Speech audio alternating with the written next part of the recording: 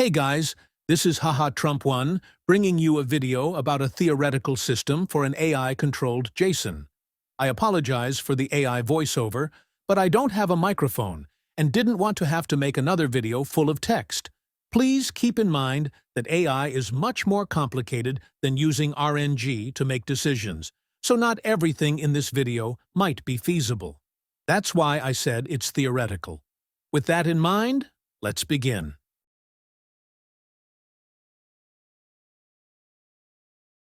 The first component of this system is an active task manager, which defines what Jason is doing at any given moment.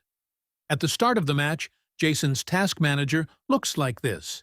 His current task might change depending on the actions of counselors.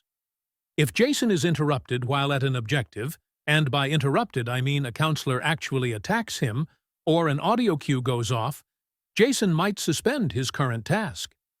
If neither of these occurs, Jason will go through the 3 objectives first, before he begins killing counselors.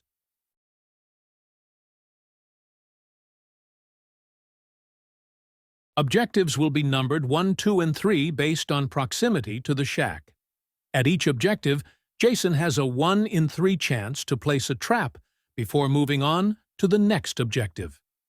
If the current objective is a car, Jason's trap location depends on whether the gas or battery is closer when he approaches the vehicle. If the objective is the phone, Jason will place the trap directly at the base of the box. If the objective is the boat, Jason will automatically skip placing a trap if the boat is parked at a dock. If the boat is parked by the shore, Jason will place a trap directly in front of the motor. Jason will not attempt to place traps at the shack or at the generator to the radio cabin. When an audio cue is triggered, Jason will follow this flowchart. Assuming Morph is available, there is a 1 in 4 chance of Jason responding. If he does, and no counselors are within the immediate vicinity, Jason will return to his previous task. If there are, he will begin pursuit, but will not tunnel them for the rest of the match unless they're the last counselor alive, or there are 2 or less additional counselors alive and they are both in hiding places. If neither are true, a hidden pursuit timer begins that ranges from 1 to 5 minutes, depending on how many counselors are alive. Once the pursuit timer ends, Jason will end the chase and return to his previous task. If the audio cue is from the shack, however, Jason follows the same formula from above unless the counselor actually has the sweater. Then, Jason will pursue the sweater wearer for 10 minutes. During this time, Jason will ignore all audio cues and other counselors, and will focus solely on whichever counselor has the sweater until they are dead or the 10 minutes have expired. Either way, Jason will then return to his previous task.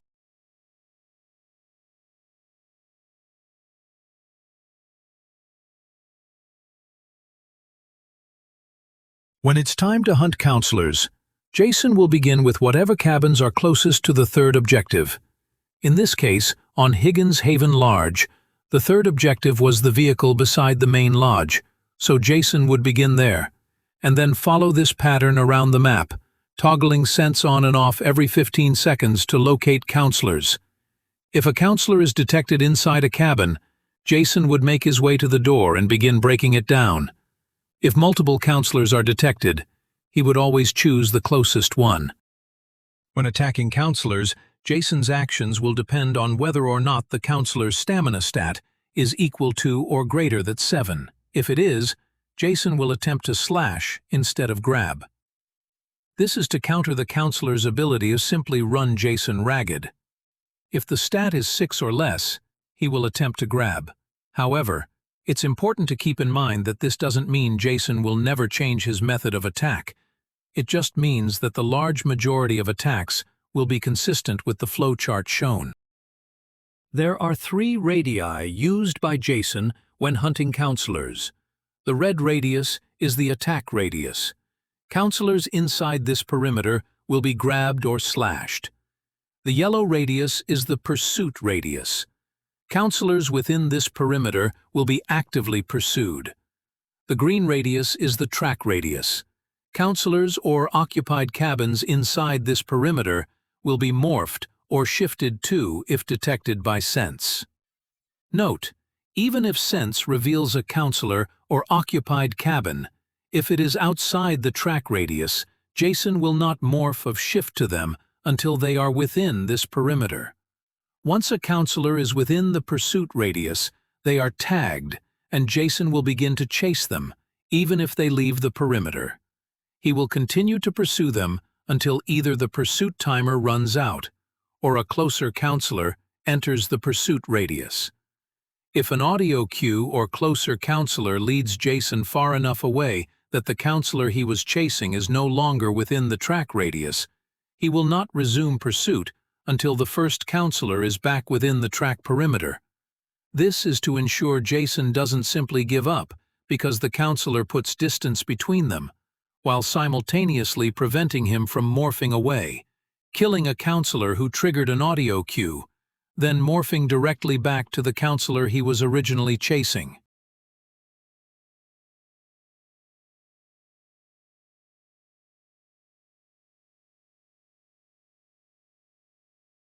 An AI Jason, regardless of who designed it or how well it functions, will inevitably have limitations that a real person does not.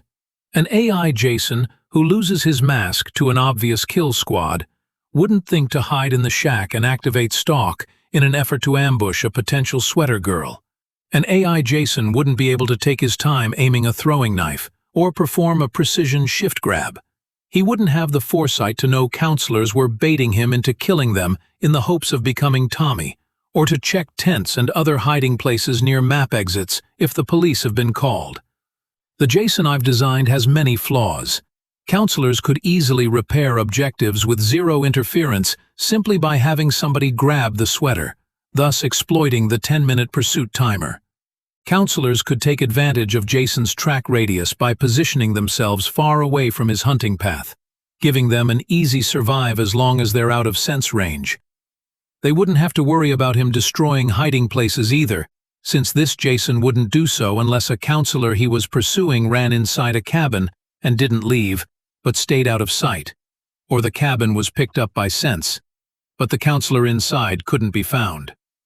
The biggest flaw with an AI-controlled Jason would be the same flaw found in every other AI-controlled character in every other video game that's ever been made: the inability to think instead of following predetermined pathways.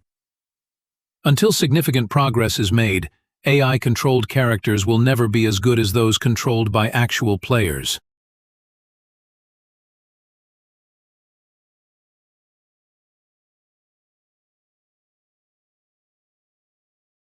Despite its flaws, the Jason theorized in this video would still be an improvement over the AI-controlled counselors we currently have.